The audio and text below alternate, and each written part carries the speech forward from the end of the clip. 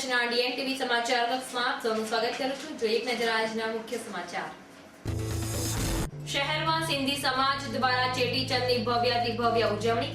મંગળ બજાર સ્થિત ઝૂલેલાલ મંદિર ખાતે દર્શનાર્થીઓની ભારે ભીડ। શહેરમાં અથડાતો ટોળકીનો ત્રાસ યથાવત। સેવા સદનમાં ફરજ બજાવતી મહિલાના ગળામાંથી સોનાની ચેન આંચકીને બાઇક સવાર થયા ફરાર। સોનાની જ્વેલરી પર લાદવામાં આવેલી એક્સાઇઝના વિરોધમાં આજે 8મા દિવસે પણ શહેર જિલ્લામાં બંધ। ડભોઈ ખાતે સોનીઓ દ્વારા નાણામંત્રી પ્રણવ મુખર્જીનું કરાયેલું પુતળા દહન। મેડિકલ કોલેજના તબીબી પ્રાધ્યાપકોની હડતાલ 3જા દિવસે પણ યથાવત। હવે જોઈએ સમાચાર વિગતવાર। ઉત્સવનગરી વડોદરામાં આજે સિંધી સમાજના નવા વર્ષ ચેટીચંદ પર્વની ઉજવણી ધામધૂમપૂર્વક કરવામાં આવી હતી। ઝૂલેલાલ સહિતના મંદિરોમાં શણગાર કરી દેવાતા સિંધી ભાઈ બહેનોની વહેલી સવારથી દર્શનાર્થે ભીડ જોવા મળી હતી। બીજી તરફ સિંધી સમાજમાં અનેરો ખુશીનો માહોલ જોવા મળ્યો હતો। શહેરમાં પ્રત્યેક તહેવાર ભારે ઉલ્લાસપૂર્વક ઉજવવામાં આવે છે।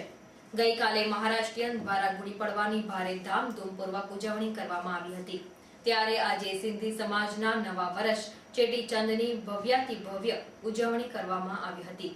ડીએનટીવી પરિવાર તરફથી સમસ્ત સિંધી ભાઈ બહેનોને ચેટીચંદની શુભેચ્છા।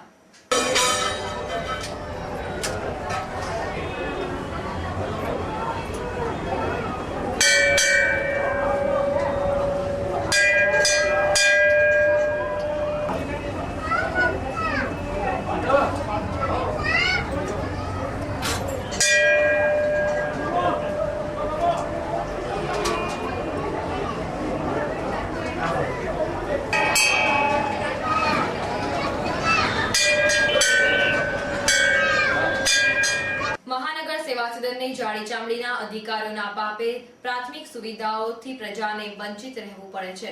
પીવાના પાણી જેવી પ્રાથમિક જરૂરિયાતો પૂરી પાડવામાં તંત્ર ખાડે ગયું છે। શહેરના વિવિધ વિસ્તારોમાં પીવાનું પાણી ગંદુ આવતું હોવાની બૂમો રોજ સાંભળવા મળતી હોય છે। શહેરના હજરત ટેકરા વિસ્તારમાં પીવાના પાણીની લાઈન સાથે ડ્રેનેજ લાઈન જોડાઈ જતા પીવાનું પાણી ગંદુ અને દુર્ગંધ મારતું આવતું હોવાના કારણે સ્થાનિક રહીશોમાં તંત્ર સામે રોષ ફાટી નીકળ્યો હતો। આ અંગે વારંવાર રજૂઆતો કરવા છતાં પણ તંત્ર દ્વારા કામગીરી નહીં કરાતા આજે સ્થાનિક રહીશોએ તંત્રની હાય હાય પોકારી હતી। પાણી ખરાબ આવે છે, કોઈ જોવા આવતું નથી। વોટ લેવા માટે 10 જણ ભેગા થાય છે, હાથ પડીને આવે છે, હવે કોઈ જાગવા આવતું નથી। અમને વોટ આવતું નથી। મતદાર કરવા આવે છે પણ કોઈ જોવા જાગવા આવતું નથી। એમના ઘર ભરી જાય છે એટલે પછી રાજા બની જાય છે અને એમના ઘરમાં રૂપિયા લઈને બેસી જાય છે દબાઈને। નહીં કોઈ જોવા આવતું નહીં ભાઈ। नहीं ले वाले को तो कितना महीना से पानी वो मैं पिया चल वाले के पास अब चुटनी लेना है कि हम उनको मारेंगे इधर गाड़ी ऐसा करते हैं पहले मत कोई देखने नहीं आता इधर आएगा तो दे देंगे, तो हम पतेगा तो दे देंगे, कोई भी खबर नहीं लेगा इधर पानी की तकलीफ है तो सारा पानी खराब आता है। आने चाहिए कोई मेरा मतलब भगवान है ये पानी सारू ना बोल 40 जन को भी है एना खाते पानी में ઝેર નાખીને આપી દો તમે બધા સુઈ જઈએ પીપીને। શહેરમાં દિન પ્રતિદિન ચેઇન સ્નેચરોનો તરખાટ વધી રહ્યો છે અને આજે સવારે શાસ્ત્રી બ્રિજની નીચેથી પસાર થતી સ્કૂટી સવાર મહિલાના ગળામાંથી સોનાનો અછડો લૂંટી બાઇક સવાર ગઠિયો ફરાર થઈ ગયો હતો। આ બનાવમાં મહિલા સ્કૂટી પરથી પડી જતા ઘાયલ થઈ હતી। પોલીસ સૂત્રોના જણાવ્યા અનુસાર શહેરમાં રિફાઇનરી રોડ સ્થિત જય નારાયણ સોસાયટીમાં રહેતા એલિસ ઇન્દ્રવદન પરમાર આજે સવારે સ્કૂટી પર સયાજી હોસ્પિટલ ટ્રેનિંગ અર્થે જતા હતા। તેઓ શાસ્ત્રી બ્રિજ નીચેથી પસાર થતી વેળાએ બાઇક સવાર ગઠિયાએ તેણીના ગળામાંથી સોનાનો અછડો લૂંટીને ભાગી ગયો હતો। ઘટનાના પગલે એલિસ સ્કૂટી પરથી પટકાતા ઈજાગ્રસ્ત થઈ હતી। ચાલુ સ્કૂટી પર હું જતી હતી તે સમય દરમિયાન એક છોકરાએ અહીંયા હાથ નાખ્યો અને ચેન ખેંચવાની કોશિશ કરી। મને કંઈ ખબર પડી નહીં કે શું થાય છે, પણ એણે જ્યાં સુધી મારો દોરો ના ખેંચ્યો ત્યાં સુધી ખેંચીને જતો રહ્યો અને મને આખી ઢસડીને હું પડી ગઈ અને ચાલુ જ ગાડી પર હતી હું મારા ઓફિસમાં જતી હતી। મેડિકલ કોલેજ એસએસજીમાં ટ્રેનિંગ હતી ને આજે ત્યાં જતી હતી। એક જ છોકરો હતો, વ્હાઇટ ટી શર્ટ વાળો હતો। મારી ચેન 9 ગ્રામની હતી, બહુ નહીં, અને લોકેટ હતું। હું નાગરવાડા વોર્ડ નંબર 8માં જોબ કરું છું। હાલમાં રજૂ થયેલા બજેટમાં સોનાની જ્વેલરી પર લાદવામાં આવેલી એક્સાઇઝના પગલે દેશભરના સોનીઓએ બંધનું એલાન આપેલું છે. આજે 8મા દિવસે પણ ડભોઈ ગામના સોનીઓએ બંધ પાડ્યો હતો. આજે સોનીઓએ રેલી કાઢીને વિવિધ વિસ્તારોમાં ફરી હતી. વડોદરી ભાગોળ ખાતે તેઓએ નાણામંત્રી પ્રણવ મુખર્જીનું પુતળા દહન કર્યું હતું.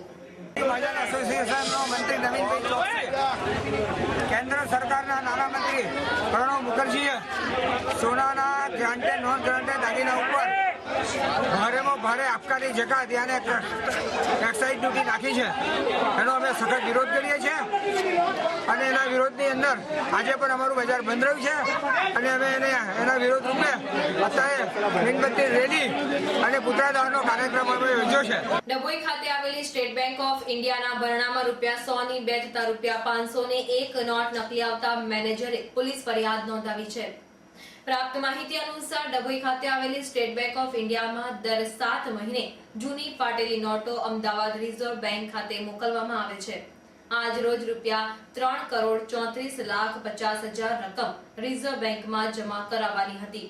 તેમાંથી ₹100ની 2 તથા ₹500ની 1 નોટ મળી આવતા બેંકના મેનેજર જીતેન્દ્રભાઈ પટેલે પોલીસ ફરિયાદ નોંધાવતા પીએસઆઈ ટીટી વસાવાએ વધુ તપાસ હાથ ધરી છે. પડતર માંગણીઓ સંદર્ભે રાજ્યની સાથે શહેરની મેડિકલ કોલેજના તબીબ પ્રાધ્યાપકોની હડતાળ આજે 3જા દિવસે પણ યથાવત રહી હતી. આજે મેડિકલ કોલેજના તબીબી પ્રાધ્યાપકોએ એક રેલી કાઢીને વિરોધ વ્યક્ત કર્યો હતો. આગામી દિવસોમાં આ હડતાળ વધુ આક્રમક બનશે. પડતર માંગણીઓના ઉકેલ માટે લાંબા સમયથી તબીબી પ્રાધ્યાપકો રાહ જોઈ રહ્યા છે. ત્યારે તેમની માંગણીઓનો કોઈ ઉકેલ ન આવતા છેવટે તેમણે અચોક્કસ મુદતની હડતાળનું શસ્ત્ર ઉગામ્યું હતું. વડોદરામાં સયાજી હોસ્પિટલ અને ગોત્રી મેડિકલ કોલેજના તબીબી પ્રાધ્યાપકોએ હડતાળનું શસ્ત્ર ઉગામીને આજે રેલી કાઢી વિરોધ દર્શાવ્યો હતો. બધા જ રેલીમાં આવેલા છે. ગોત્રીથી પણ સ્ટાફવાળા ભેગા થઈને રેલીમાં આવેલા છે અને સરકારની માંગ પાસે અમારી માંગણીની જે વાતચીત કરી રહ્યા છે એ જ માંગણીઓ હજુ ચાલુ જ છે અને સોમવારના દિવસે વૃક્ષારોપણના પ્રોગ્રામમાં ગોત્રી કોલેજથી પણ કલીગ્સ આવીને હાજરી આપવાના છે. સરકાર દ્વારા દબાવ લાવવાનો પ્રયાસ થઈ રહ્યો છે તબીબો પર. મને તો કરવામાં આવ્યું નથી કશું દબાણ, પણ સરકાર દ્વારા ખાલી બીજા પીએચસી સીએચસીના ડિસ્ટ્રિક્ટ હોસ્પિટલમાંથી તબીબોને અહીંયા ફરજ પર મૂકવામાં આવેલા છે. અમારા પર કોઈ દબાણ કરવામાં આવ્યું મને લાગતું નથી. રાજ્ય સરકાર દ્વારા વિકાસના કામોને વેગવંતુ બનાવવાના આદેશના પગલે શહેરમાં વિકાસમાં અનેક કામો હાથ ધરાયા છે.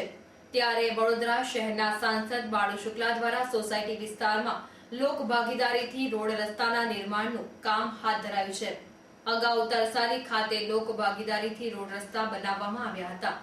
આજ રોજ નિઝામપુરા ખાતે આવેલા પાવન પાર્ક સોસાયટી ખાતે સાંસદ બાળુ શુક્લાએ ₹15 લાખ ગ્રાન્ટમાંથી ફાળવ્યા હતા. આજે પાવન પાર્ક સોસાયટી ખાતે ખાતમુહૂર્ત સાંસદના હસ્તે કરવામાં આવ્યું હતું. પાર્ક નામની સોસાયટી, જ્યાં 146 મકાનો છે. સોસાયટી 23 વર્ષ જૂની છે અને આ સોસાયટીમાં 23 વર્ષથી આંતરિક રસ્તા ન હોવાના કારણે તેઓએ અમારી પાસે માગણી કરી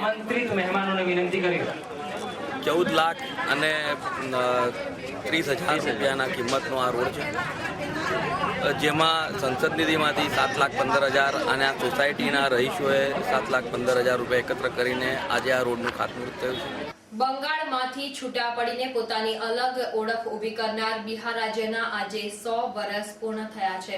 આ પ્રસંગે સુરત ખાતે રહેતા બિહારીઓ દ્વારા ખાસ કાર્યક્રમનું આયોજન કરવામાં આવ્યું હતું, જેમાં હાજરી આપવા બિહારના મુઝફ્ફરપુરના સાંસદ કેપ્ટન જયનારાયણ નિષાદ આવ્યા હતા.